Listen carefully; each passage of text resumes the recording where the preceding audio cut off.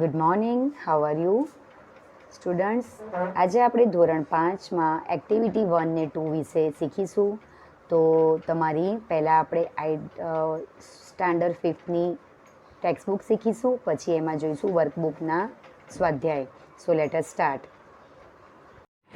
તો આ તમારી ઇંગ્લિશની ધોરણ 5ની ટેક્સ્ટ બુક છે. એમાં છે પેજ નંબર 23. એમાં આપણે આ ડેઝ ઓફ ધ વીકમાં પોયમ છે કે પોયમ પહેલાં આપણે વાંચીશું. Oh what are fun to play a new game every day, come what may, marbles on Monday, ladders on Tuesday, hopping on Wednesday, tipcat on Thursday, football on Friday, skipping on Saturday, cricket on Sunday, come with us to play, have fun every day. તો અહીંયા days of the વીકમાં જેટલા વારના નામ છે એ પ્રમાણે અહીંયા કવિતા કરી છે કે આપણે અલગ અલગ દિવસે અલગ અલગ ગેમો રમીશું.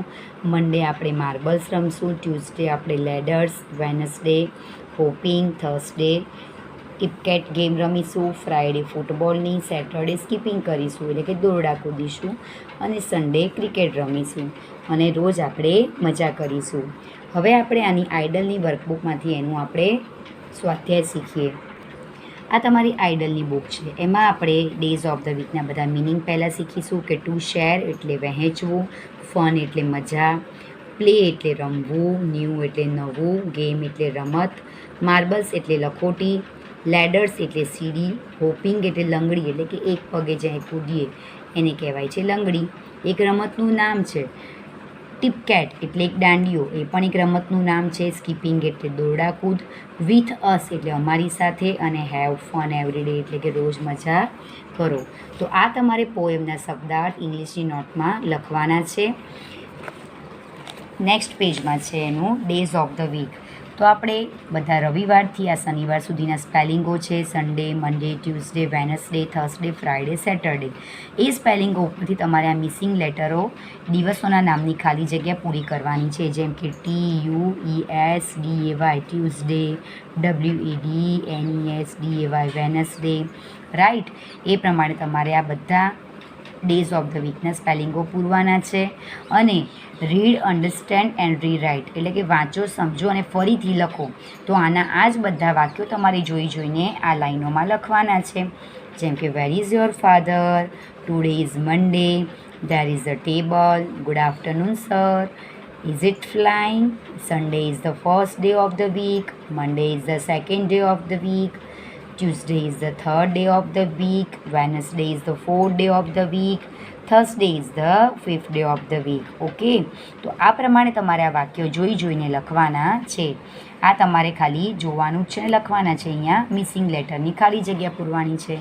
ઓકે, આ પ્રમાણે તમારે આ કરવાનું છે, રાઈટ? તો હવે એમાં આપણે આગળ બીજું જોઈશું કે એમાં આગળ છે કે અહીંયા આપણે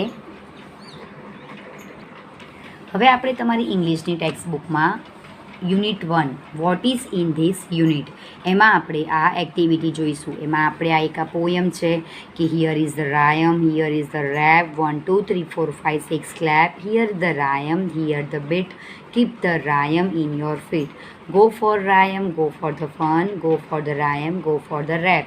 આ પ્રમાણે તમારે આ કવિતા છે, કવિતાની ખાલી જગ્યાઓ છે, બરાબર?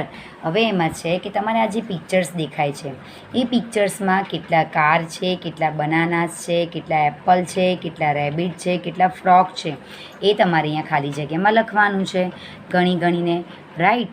જેમ કે અહીંયા તમે જોઈ શકો છો બનાના કેટલા છે, તો 1 2 3 4 પછી 5 6 એન્ડ 7 8 બનાના છે.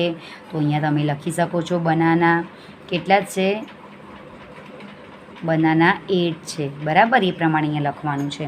આપણે હવે એની વર્કબુક જોઈશું આઇડલની. તો વર્કબુક ઓપન કરો. તો સ્ટુડન્ટ્સ, આ તમારી what is in this unit workbook કે જેનું પેજ નંબર છે 46. એમાં આપણે આ કવિતા પહેલાં લખીશું કે here the rhyme, here the, તો કવિતા ઉપરથી લખવાનું છે. તો અહીંયા આવશે રેપ. ઓકે, 1 2 3 4 5 6 તો ક્લેપ. એ પ્રમાણે તમારે આ કવિતાની પંક્તિઓ પૂરી કરવાની છે. હિયર્સ ધ બીટ, રાઈટ? આ પ્રમાણે તમારે કવિતા લખવાની છે અને પૂરી કરવાની છે. Keep the rhymes in your feet, go for the rhyme, go for the fun, go for the rhyme. તો આ પ્રમાણે તમારે લખીને કવિતા પૂરી કરવાની છે. Go for the rhyme, right. તો એ પ્રમાણે તમને ખ્યાલ આવશે કવિતા લખવાની છે. આ પ્રમાણે હું આનું સોલ્યુશન પણ તમને સાથે મોકલીશ, ખબર ના પડે તો તેમાં જોઈને લખજો કે આ કવિતા તમને ચોપડીમાં આપેલી જ છે. કવિતા ચોપડીમાંથી જોઈને લખજો. હવે આ કેટલા કેટ્સ છે? તો 3. તો અહીંયા તમારે લખવાનું છે 3 કેટ. આ પેન્સ કેટલી છે? તો 1 2 3 4 5 6 7 8. તો આ પેન્સ છે, તો પેન્સ કેટલી છે? તો પેન્સ 8 છે. તો તમારે આવી રીતના 8 પેન્સ લખવાનું છે. આ પ્રમાણે તમારે જે અહીંયા ચિત્ર આપે છે ઉદાહરણ ઉપરથી બધે લખવાનું છે. ટ્રીઝ તો કેટલા, સોરી એપલ્સ તો કેટલા એપલ્સ છે? 4 એપલ્સ. Balls 9 balls. પછી ટ્રીઝ તો 5 ટ્રીઝ. બનાના તો 2 બનાના. એવી રીતના 6 નંબરમાં છે બેટ્સ તો 4 બેટ્સ. ફ્લાવર તો 1 ફ્લાવર. અહીંયા આપણે એસ નહીં આવે કારણ કે એક જ છે, રાઈટ. હવે જોઈશું ચોકલેટ્સ તો 3 ચોકલેટ્સ. Rings 2 rings. આ રિંગ્સનો સ્પેલિંગ છે રિંગ્સ એટલે કે વીંટી.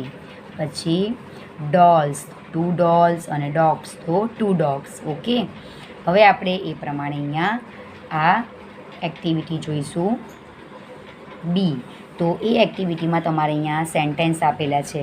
તો એ સેન્ટેન્સ તમારે જાતે લખવાના છે કે ચિત્ર જોઈને ઉદાહરણ પ્રમાણે વાક્ય બનાવો. તો તમને અહીંયા ટેક્સ્ટબુકમાં ચિત્ર આપેલું છે, આપણે ટેક્સ્ટબુક જોઈશું. તો આ હવે જે ચિત્રો છે એ ચિત્ર ઉપરથી તમારે આવી રીતના વાક્ય લખવાના છે. જેમ કે અહીંયા 3 કેટ્સ હતી તો આપણે કયું વાક્ય બનશે? There are 3 cats in the picture. એ ઉદાહરણ છે. એવી રીતના તમારે આ વાક્ય લખવાના છે કે there are 8 pens in the picture, there are 4 apples in the picture, there are 9 balls in the picture. તો એ પ્રમાણે તમારે આ દરેક શબ્દને વાક્યમાં એને જોડીને વાક્ય બનાવવાનું છે. There are 2 બનાનાઝ in the picture, 4 bets in the picture.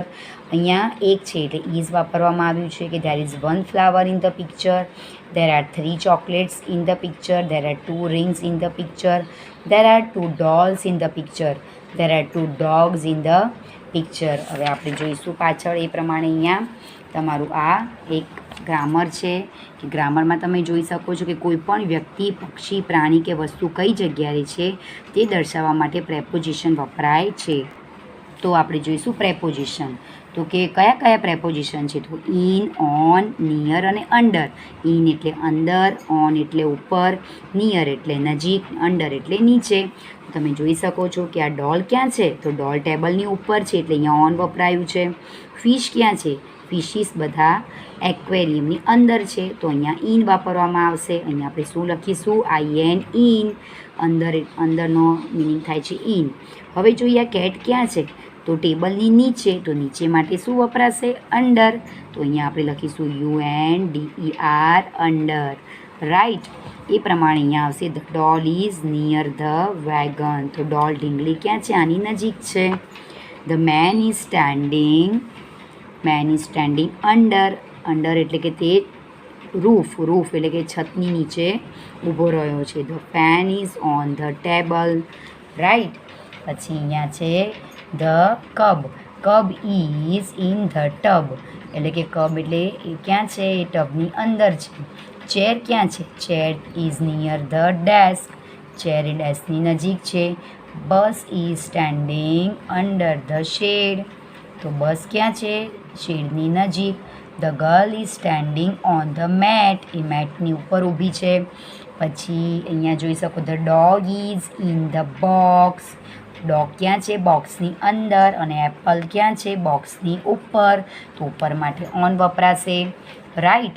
તો આ તમારી અહીંયા એક્ટિવિટી 1 ને 2 પૂરી થાય છે છોકરાઓ. આની તમને ઇન અને ઓનની પ્રેપોઝિશનની હું સાથે PDF મોકલીશ અને તમને ખબર ના પડે તો તમે જોઈને લખી શકો છો, બરાબર. હવે જે બીજું આમાં છે એ તમારે જાતે જ લખવાનું છે સ્પેલિંગો. આ તમને એની PDF આની મોકલીશ હું, રાઈટ. આ પણ તમારે કવિતામાં જોઈને લખવાનું છે અને આ પણ તમારે જોઈને લખવાનું છે ને એના સ્પેલિંગો લખવાના છે. ઓકે બાળકો, તો આવતા પાઠમાં ફરીથી મળીશું. ત્યાં સુધી આવજો.